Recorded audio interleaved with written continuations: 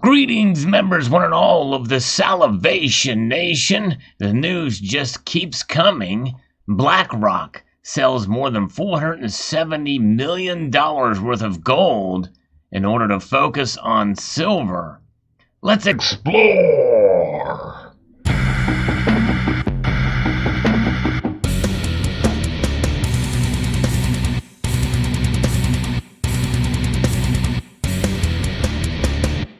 This comes to us from Kitco News. Fascinating indeed. The world's biggest asset manager, BlackRock, is getting out of gold and into silver as it sold 2.7 million of its SPDR gold shares, GLD, and bought 1.18 million shares of iShares Silver Trust in the fourth quarter of 2020.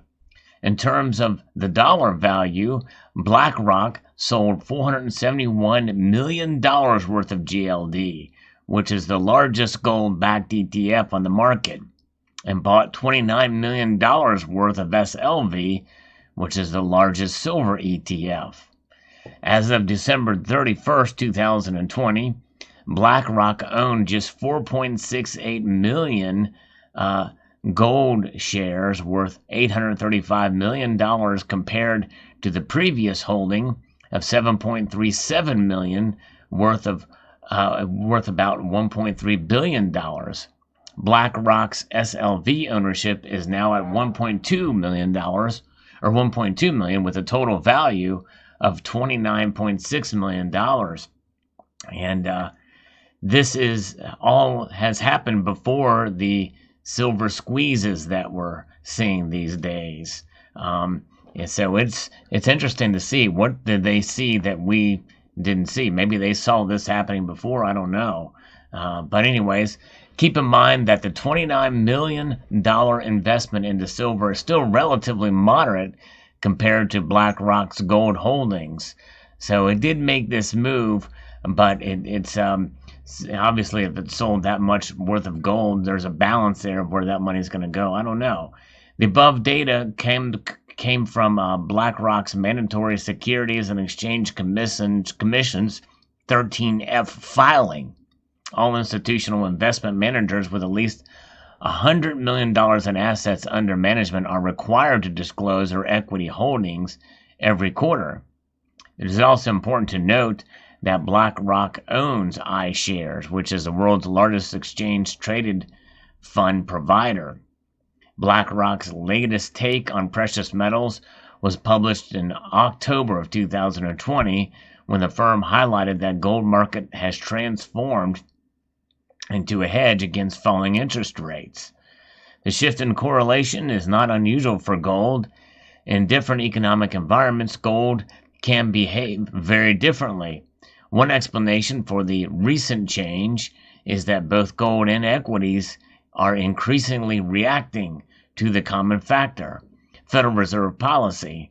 BlackRock's Global Allocation Fund portfolio manager Russ Koesterik said, "Gold performs best when real rates are negative and the opportunity cost in lost income is low. And as the Fed has repeatedly emphasized, this is likely to be the exact environment we're in for some time to come. Yes, at least until 2023. All of which suggests that investors should hold for now add-on weakness. Most importantly, look for other hedges to help mitigate equity risk. And people see silver as being undervalued. Now, if we look at the markets for today, this is the 16th of February, 2021. Well, gold is down fairly substantially. In fact, gold took a bigger hit than silver did. Silver still holding strong above $27 as there is a physical squeeze going on, so it lost only 33 cents at 1.2% fall on the paper markets. And that's because people aren't buying SLV. They're moving into PSLV, which is a Sprot's physical-backed silver alternative. And then you have gold now comfortably below the $1,800 period. But even platinum has taken a pretty big hit. It took the biggest hit today. It's lost $42 almost 3.25 percentage points, and palladium fell $54. It took over 2%, now well under 24.50, 24.16.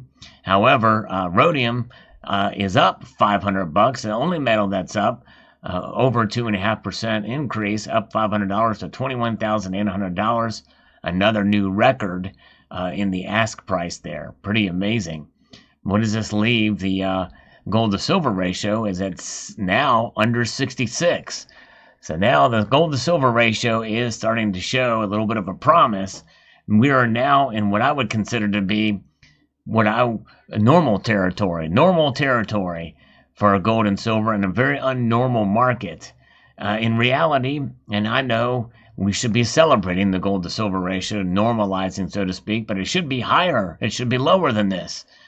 In this day and age, considering what's going on in the world, silver should be up. And maybe that's what BlackRock sees and saw last year, which is why they took out some of their gold position and moved into silver. But in reality, I believe that silver, the gold to silver ratio should be in the 50s, if not in the 40s at this point. But nonetheless, there are people that are bullish, and obviously we have this squeeze taking and moving into this next phase, as I talked about in the prior video. And I think we're going to see the markets move accordingly. But we have a reprieve and a pullback on some of these prices, which is to be expected in some of these times, in some of these situations. So it provides a good buying opportunity for those who can afford to pick up some of these metals. But keep in mind, the premiums are still up, and you're not going to get the savings that one would expect when the prices go down. Well, $24, you're probably not going to get a $24 savings when you go to make a purchase of gold. 33 cents, you're probably not going to get that savings when you go to buy silver.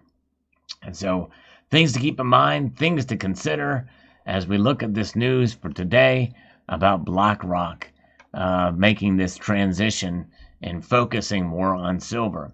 Fascinating indeed. Let me know your thoughts in the comment section below. I want to extend a multitude of gratitude to you all for taking the time to watch, and hit that notification bell so that you can be apprised of the latest video that comes your way. A multitude of gratitude, and encourage you to please rate, share, comment, and subscribe.